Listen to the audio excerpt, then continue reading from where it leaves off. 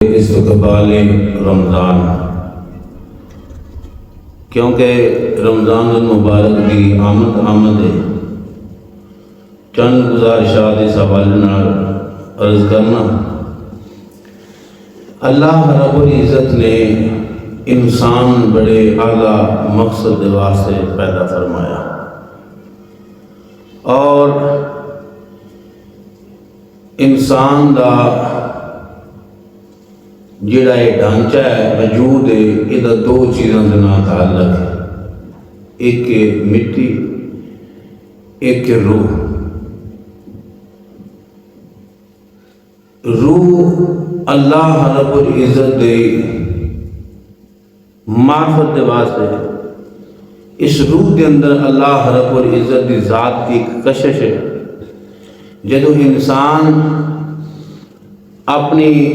روح نو پاک رکھدا ہے تو اللہ رب العزت دی ذات دی کشش اس وجود کے اندر رہندی ہے۔ جدوں کشش بحال رہے پھر انسان پرسکون رہندا ہے، پرسرور رہندا ہے، ہر معاملات اس دے واسطے آسان ہوندے ہیں، کسی عمر دی مشکلات کا سامنا نہیں ہوتا۔ کیوں کہ روح کے اندر جو کشش اللہ رب العزت کی ذات کی رکھی گئی ہے وہ کشش بحال ہوتی ہے۔ ایک چیز ہے روح، ایک چیز ہے نفس، اور نفس دیاں بھی قسمان، ایک نفس امارہ ہے، ایک نفس مطمئنہ ہے۔ جس وقت انسان اپنی خواہشات دے اتے غلبہ پا کے اللہ رب العزت دے اس روح والی کشش مد نظر رکھ دیا ہویا، خواہشات میں پیچھے چھوڑ کے اللہ رب العزت دی فرما برداری کی طرف رواں دواں رہندا ہے، پھر وہ روح مطمئنہ ہوندی ہے۔ جدوں انسان اپنی خواہشات تے غلبہ نہیں پا سکتا، اللہ رب العزت دے جاری کردہ احکامات دے اتے پابندی نہیں کرتا، یہ چھوڑ دینا ہے، لیکن نفس دی خواہشات دی مندہ رہندا ہے، پھر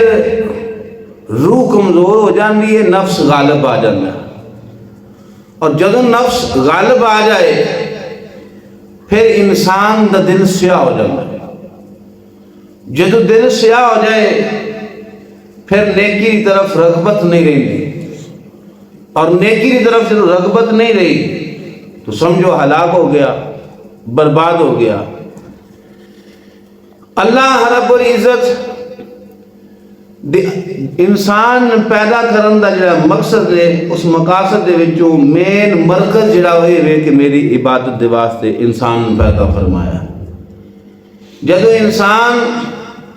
اللہ رب العزت دی عطا کی اس صلاحیت نہ انسان مد نظر رکھتا ہے اور خواہشات نہ عارضی سمجھتا ہے کہ آخر نے انہاں دی کوئی بکت نہیں، پھر انسان نماز پڑھے، نماز کے اندر بھی سرور آتا ہے، روزہ رکھے، روزے کے اندر بھی سرور آتا ہے۔ اور اللہ رب العزت نے فرمایا یا ایھا الذین آمنوا، اے ایمان والے ہو۔ کوئی بھی چیز ہے، کوئی بھی انسان ہے، ان کا دعویٰ ہوئے کہ میں سخی ہاں، وہ دی سخاوت دے واسطے وہ دی دلیل بھی ہم دینی پوے دی کہ دعویٰ دلیل تو بغیر نہیں ہوتا، جڑا دعویٰ کیتا جائے وہ دی دلیل بھی ہوندی ہے۔ تو اس 11 مہینے زندگی دے ایک سال جڑے سی گزار رہے ہیں، اس دے اندر ساڈا اکثر لوگاں دا نفس جڑا ہے وہ غالب آ جاتا ہے، روح کمزور ہو جاندی ہے۔ ہر چیز اللہ رب العزت نے ایک علاج رکھے ہے، اس علاج کو عطا کردے ہویا رب دے رحمت دے نال، رب دے کرم و فضل دے نال اے ماہ رمضان دا مہینہ جو کل یہاں پر شروع ہونے والا ہے، ایک مہینہ رب دی ذات نے عطا کیتا صرف اس واسطے، بزرگ فرماتے ہیں کہ رب دی ذات اس روح نو طاقت دینا چاہتا ہے۔ وجود کمزور ہوئے دا، نفس کمزور ہوئے دا، جدو نفس کمزور ہوئے تو روح بہادر ہوئے دی، او دی توانائی بدے دی، اللہ رب العزت دی معرفت جڑا انسان حاصل ہوئے دی، قرب حاصل ہوئے دا، جدو قرب حاصل ہوئے دا انسان اپنے نفس تے غالب آ جائے گا، اللہ رب العزت اس انسان نو اعلیٰ درجہ عطا فرمائے گا۔ تو عطا کر دیا ہویا اے رحمت والا مہینہ، رب نے فرمایا یا ایوہ الذین آمنوا، اسی دعویٰ کرنے اسی مسلمان ہاں۔ حضور غوث پاک فرماندے نے اگر دعویٰ ہوئے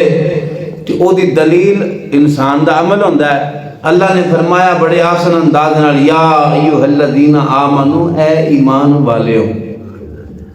یہ بڑا محبت بڑا جملہ ہے، اس دی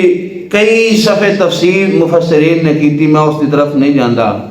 لیکن بڑا محبت بڑا جملہ فرمایا یا ایوہ الذین آمنو، اے ایمان والے ہو،